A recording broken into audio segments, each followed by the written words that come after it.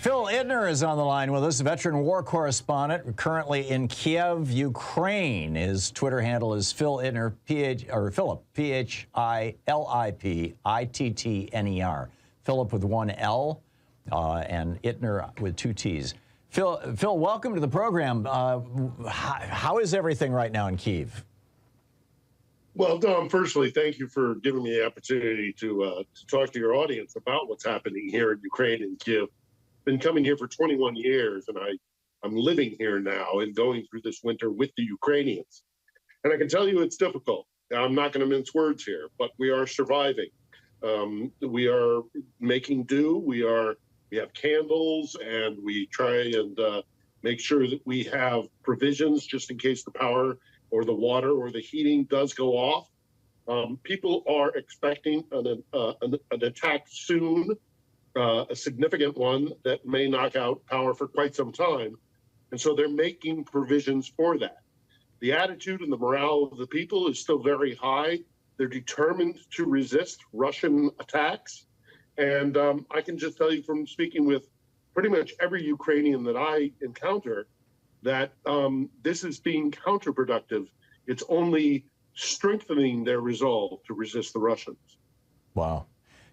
How big is Kiev? How many people live there? How many people are still there? And you know, what's life like on the ground there in Kiev? Well, we're only in the very early stages of winter. So we've had a snow. It's chilly, but it is not the depth of cold that it can get, and it will most likely get to.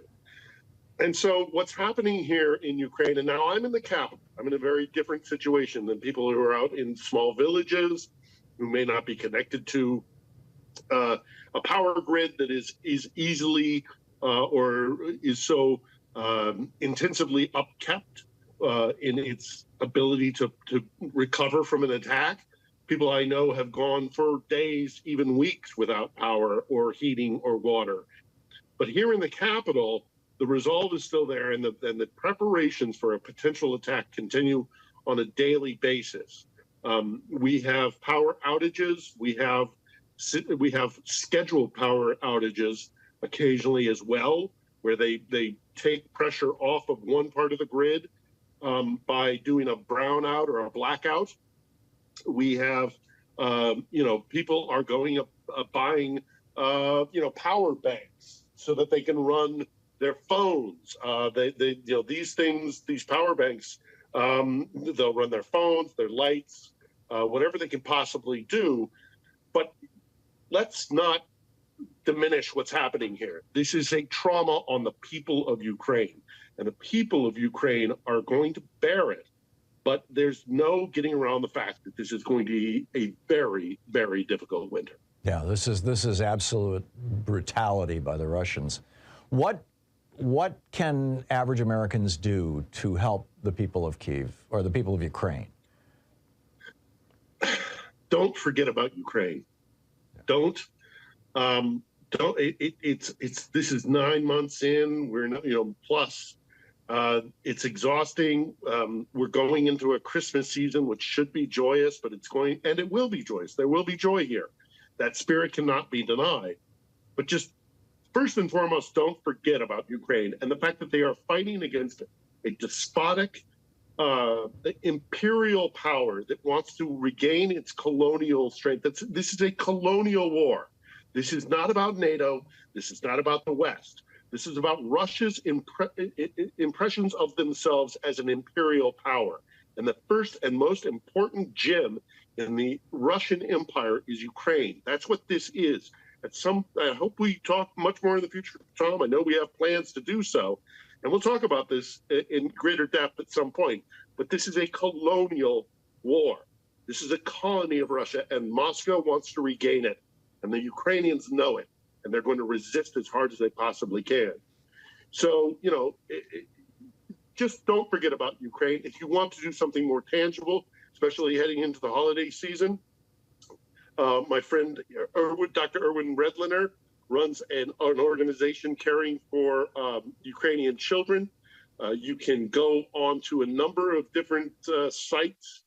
There's the International Legion, people on the front lines who are actually bearing up the fight and they'll need warm clothing. They'll need something we don't think about. They're going to need wood because they will need to reinforce their battle lines because you have mud, you have trench warfare in essence. There's all sorts of things that people can do.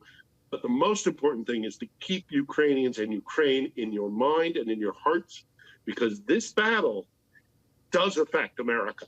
What happens here will affect Europe, and it will affect the concept of the American experiment and the American Revolution and the concept of liberal democracy over autocracy, which in many ways is also what Moscow is trying to force on the globe. Oh, yeah, absolutely. We're talking with Phil Ittner, who is a veteran war correspondent. He's currently in Kiev, Ukraine, and PHILIPITTNER is his Twitter handle. And Phil, you said we could talk in the future, and I want to get you on every week here about this, but you said we could talk in the future about Russian imperialism. Let's talk about it right now. I'm seeing a number of people on the left, a small number, it's a small handful, but people that I've known for years who are coming out and saying, oh, now's the time to just, give in to Putin and, hand over the country, or let's negotiate a peace right now and just freeze everything where it is, and et cetera, et cetera. And it just seems like complete BS to me. Lay this out. Okay, thank you, Tom, for the opportunity. And yeah, I'm really looking forward to talking to your audience on a weekly basis, because I'm going to go through this. I'm going through this winter with the Ukrainians. I'm living with the Ukrainians. I am not with the International Press Corps anymore. I'm a veteran journalist with broadcast news experience, but I'm going to live through this war with the Ukrainian people on the street level. And it's a perspective that I hope will bring some greater understanding of what's happening here. So let's talk about the Russian imperial ideal and their sense of self that is so tied into being an imperial power. Behind me here, I have Olga of Kiev, Saint Olga, who is a great story we'll talk about maybe another time. But to over here is a portrait and a poem by the great Ukrainian poet Taras Shevchenko, who wrote in the 19th century under Tsarist imperial rule.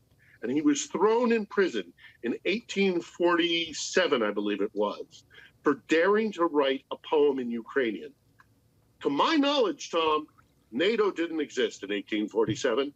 Right. To my knowledge, NATO expansion or Nazism didn't exist in 1847. But the Russians have tried to stifle Ukrainian identity for centuries. This is a war that has been, certain metrics are debatable, but it's about 500 years in the making. And it is a war that should be close to every American's heart, because we fought off our imperial power, Britain, to create the American Revolution, the American experiment. There were the same seeds of that revolution were here in this part of the European continent, but because their imperial powers were right on their doorstep, it was quashed very early. And the Ukrainians have strove for independence, self-determination, and the rule of law and democracy for centuries. And this is what this is really about at the end of the day. Now, strategically, it's about, in many ways, Crimea and Russian aspirations to be a great naval power, because one of their primary naval bases is in Sevastopol. But at the end of the day, I think more important than anything else is that the Russians define themselves by their sense of empire. Yeah. And to lose their last colonial asset, they're going to have to look in the mirror and decide who they are as a country. And it has been kicked down the road for many, many years, certainly since the 1991 collapse of the Soviet Union. But the Russians will have to look in the mirror and determine who they are if they are no longer. Well, this is what Britain went through. I mean, it will be a very difficult task for them. I fear, Tom, and I'll just wrap this up. I fear that this war is not the crisis. This war will end with the Ukrainian victory. Of that, I have no doubt.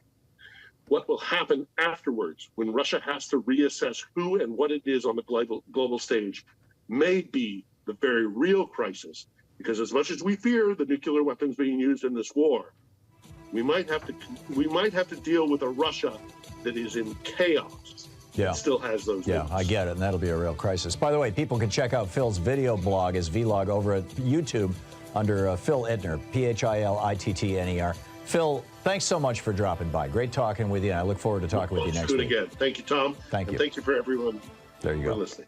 You're listening to Thom Hartmann. Visit thomhartmann.com for audio and video archives. Back with your calls on Anything Goes Friday right after this. It's coming up on 45 minutes past the hour.